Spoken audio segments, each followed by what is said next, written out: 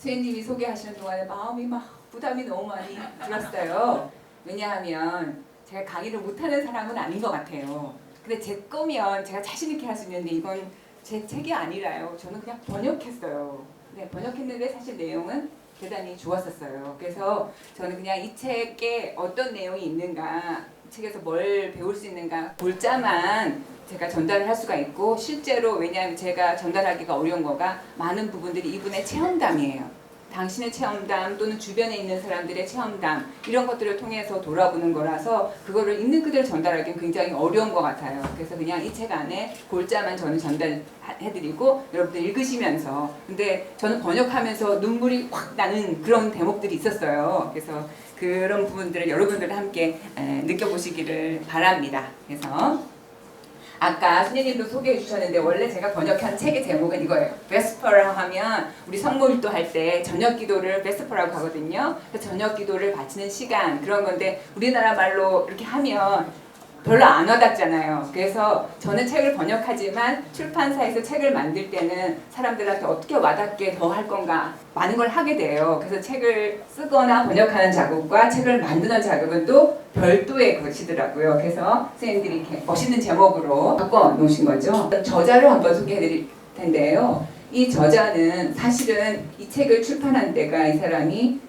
75살 나이에 이 책을 쓰신 거예요. 실제로 나이가 들어서 자기가 나이 들의 경험을 자기 경험으로 쓴 거죠. 그죠? 이제 그렇게 쓴 건데 이분이 그렇다고 해서 아무 사전 지식이 없는 그런 분이 아니라 워낙 글을 많이 쓰시던 분이세요. 그래서 아베마리아 출판사라고 미국의 가톨릭 출판사 중에서는 그러니까 아주 유명한 출판사인데 거기 편집장을 오래 하셨어요. 이제 편집장 하시다가 은퇴하시고 그래서 노년과 관련된 여러 가지 글을 쓰시는 분이에요. 그래서 글을 제가 번역하는데 어려운 점이 있었던 거가 이 미국이라고 하는 문화 속에서 오랫동안 성장하고 그 다음에 거기서 글을 썼던 사람들이니까 그 문화를 모르고는 이게 무슨 말을 하는 것인지 알아듣기가 좀 어려운 표현들이 있어가지고 시간이 많이 걸렸어요. 제가 번역을 하는데 쓰면서 두 가지를 목표로 해서 책을 쓴다고 하는 거예요. 그래서 첫 번째 목표가 뭐냐 하면 우선은 그러니까 독자들이 내 책을 읽으면서 독자들 스스로가 이런 질문을 가지고 본인의 나이 듦에 대해서 생각을 해봤으면 좋겠다. 이런 의미로 자기는 책을 쓴다는 거예요. 그래서 그거를 돕기 위해서 독자들이 스스로 이런 질문을 한번 던져보면 좋지 않을까 해서 두 가지 질문을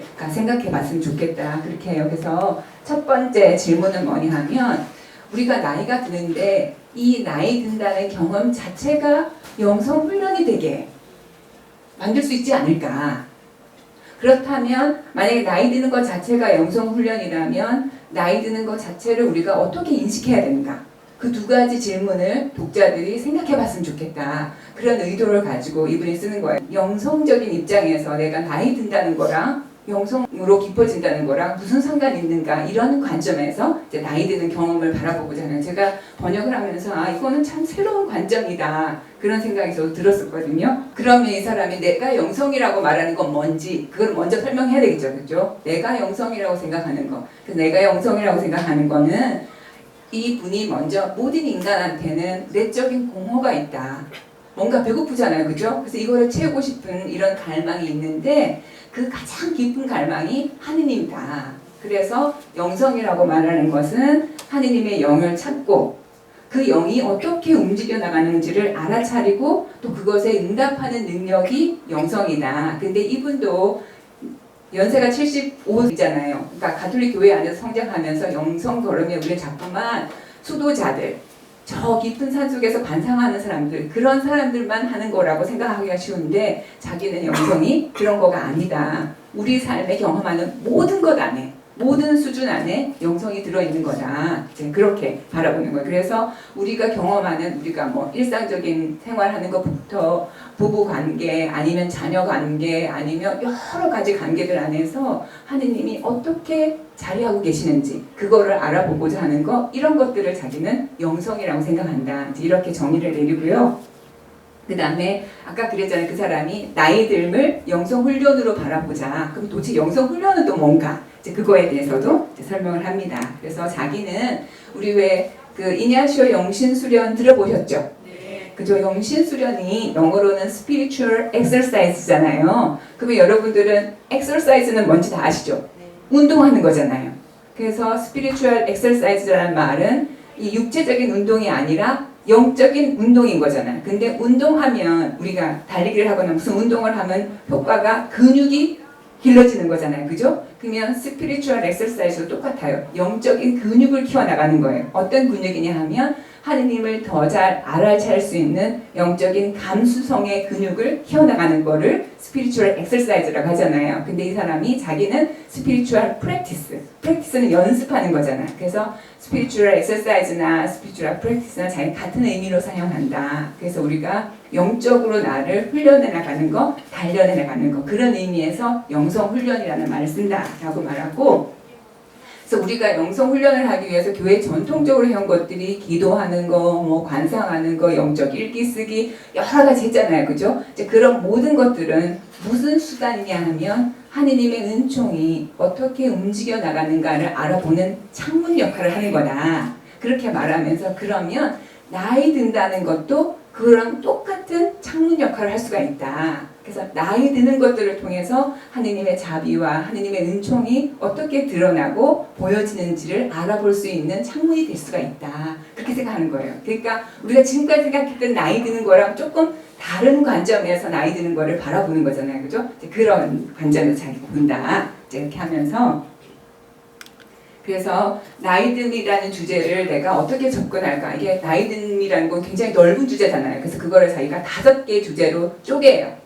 5개의 주제를 쪼개는데 어떻게 쪼개냐면 내가 나이 든다는 사실을 경험하면서 나한테 가장 와닿는 주제를 5가지를 이 사람이 선정을 한 거예요. 그 주제가 뭐냐면 하나는 기억, 그 다음에 하나는 친밀함, 그 다음에 감사, 그 다음에 나이 들면서 누구나 경험하게 되는 육체적인 정신적인 쇠약감이잖아요. 감퇴라고 하는 그거, 그 다음에 수용, acceptance, 받아들이는 거, 이 5가지 주제를 쪼개가지고 하나씩 살펴볼 거라고 이제 말하는 거예요. 그래서 이렇게 5가지 주제를 나누는 이유는 5가지가 이렇게 분명하게 쪼개지기 때문에가 아니라 보다 나이듦이라는 우리의 현실을 체계적으로 바라보려고 자기가 이렇게 쪼개놓는 거다. 그렇게 설명을 하고요. 일러두기처럼 먼저 알려주는 거가 내가 나이듦이라는 경험을 다루기 위해서 이렇게 5가지 주제로 나눠놓기는 하지만 이 5가지 주제가 노년기에만 나타나는 거 아니다. 우리 인생의 다른 차원에서도 다 나타날 수가 있는데 노년기에 이르게 되면 이 5가지 주제는 조금 더 다른 색깔을 띠고 나타나게 될 거다. 그래서 이제 그렇게 말을 하고 자기가 이제 저녁기도 시간이라고 이 책이 원래 제목이 그렇다잖아요. 자기가 볼 때 은퇴한 후에 우리가 경험하는 삶의 경험들은 그러니까 성물도의 기도로 치면 저녁기도랑 똑같은데 성물도가 구성될 때 맨 처음에 우리가 아침기도 하잖아요. 그죠? 아침기도 하고 그 다음에 낮기도 하고 근데 아침기도하고 낮기도 사이에 또 기도 한 번 해요. 그 다음에 낮기도 다음에 또 저녁기도 있잖아요. 그래서 인생을 아침기도부터 시작한다 하면 쭉 가서 그래서 은퇴한 시기는 성물도상에서 저녁기도 시간하고 비슷한데 저녁기도를 우리가 보통 언제 바치냐면요. 해질녘에 해가 질 쯤에 바친다는 거죠. 그래서 그 은퇴한 시기는 마치 해질녘에 바치는 저녁기도 시간하고 똑같더라. 그래서 나는 은퇴한 후의 시기를 저녁기도 시간이라고 생각하는데 이분 스스로 생각해요. 이제 내가 저녁기도를 바칠 무렵이 되면 나한테 남아있는 시간이 내가 살아온 시간에 비해서 얼마 남지 않았잖아요. 이제 얼마 안 남았으니까 이제 이 남아있는 시간 내가 진짜 잘 살아보도록 나한테 주어진 시간이다. 그러니까 이 남은 시간을 내가 어떻게 잘 살 수 있을까? 이제 그런 마음을 가지고 이 남아있는 시간을 바라보자. 이제 이렇게 합니다. 그리고 이때야말로 진짜 내가 영적으로 그동안은 사는 거 바쁘고 자식 키워야 되고 일해야 되고 나를 내면을 돌아볼 시간이 없었는데 지금 이 남아있는 시간은 진짜로 우리가 영적으로 뭔가 나를 돌아보고 탐색해 볼 수 있는 그런 시간이다. 이렇게 초대를 하는 거예요. 머릿말 마지막에 이렇게 말을 해요. 저녁 기도를 바치는 이 시간에 중요하게 여겨야 할 것은 어떻게 우리에게 맡겨진 임무를 계속해 나갈 것인가 하는 것입니다. 이 말인데 여기서 임무라는 말은 영어로 퀘스트라고 하는 거예요.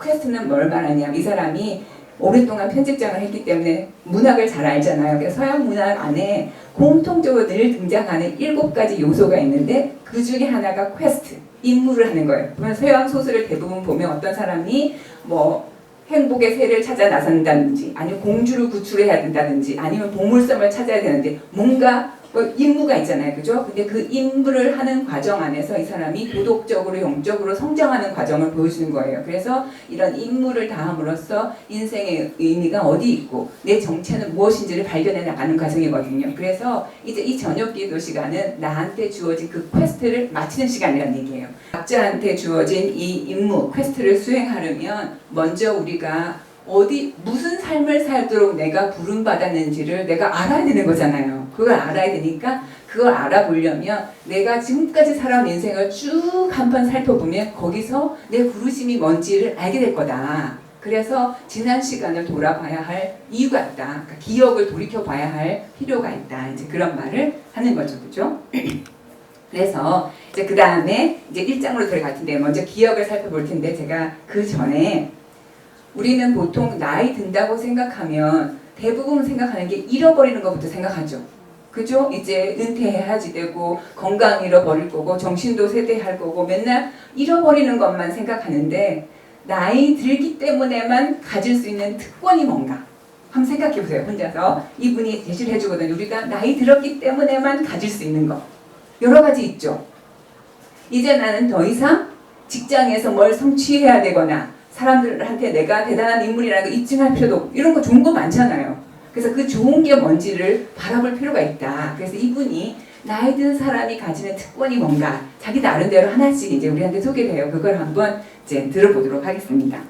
보세요. 노년기에 이르고 나면 보통 우리가 이 인생의 주기를 나누게 되면 유년기, 뭐 소년기, 청년기 이렇게 하면 한 기마다 그 다음 기로 넘어갈 준비해야 되고 계속 하잖아요. 이제 노년기에 이르면 그 다음 무슨 기가 있어요? 없어요.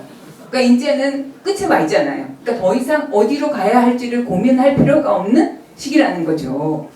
청년들 되게 힘들거든요. 사실은 청년들은 직장 구해야죠. 결혼해야죠. 인생에 너무나 중요한 건 앞에 와 있는데 자기들은 무력하고 힘없어요. 그러니까 힘들어요. 그들한테는 어디로 가야 할지가 얼마나 큰 고민이겠어요. 이제 우리는 더 이상 그거 고민 안 해도 돼요.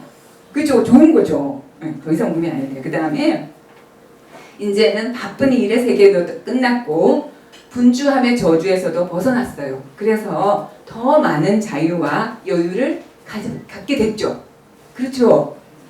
내가 누릴 수 있느냐 없느냐는 둘째치고 일단은 나한테 그런 거가 있는 거잖아요. 그죠? 그런 거가 있죠. 그 다음에 또 이제는 내가 오랫동안 살아와 봤으니까 내 모습을 어느 정도 객관적으로 바라볼 수 있게 되었다. 그리고 또 하나는 이제 내가 얼마나 가치 있느냐 없느냐를 따질 때 내가 옛날에는 얼마나 많은 성과를 이뤄내야 되고 뭘 얼마나 많이 했느냐에 달려있지만 지금은 그런 거가 중요하지 않는 거잖아요. 그죠? 그래서 이제 더 이상 내 가치를 생산성, 뭘 얼만큼 많이 만들어내냐에 두지 않을 수 있게 되었다. 그것만 해도 참 좋은 거다. 이제 그렇게 말을 하는 거죠. 그 다음에 또 내 정신을 분산시키는 것들이 많이 사라졌기 때문에 이제는 내 내적인 삶을 어느 정도 여유 있게 바라볼 수 있게 되었다. 여기 앞에 계신 분이 열심히 그렇다고 말씀하시는데 그렇죠. 그죠? 네, 그렇고 그 다음에 또 수십 년간 축적된 경험으로 인해서 이제 정신은 좀 차분해졌어요. 그리고 조금 더 자유롭게 내 개인적인 관심사들을 추구할 수 있게 됐다. 이런 좋은 점들이 있다. 그러면서 그렇기 때문에 이제 이런 여유가 생겼기 때문에 이제 비로소 우리는 영적인 뭔가를 추구할 수 있는 상황이 되었다. 젊었을 때는 특히 가장들은 직장이 있죠. 너무 바쁘기 때문에 내가 언제 영적인 거 이런 거 하고 싶어도 못했다는 거죠. 근데 이제 비로소 그거를 할 수 있는 이제 여유를 가진 그런 나이가 됐다. 얼마나 좋은 시기냐. 그러니까 이거 제대로 한번 해보자. 이렇게 이분이 이제 말씀하시는 거예요.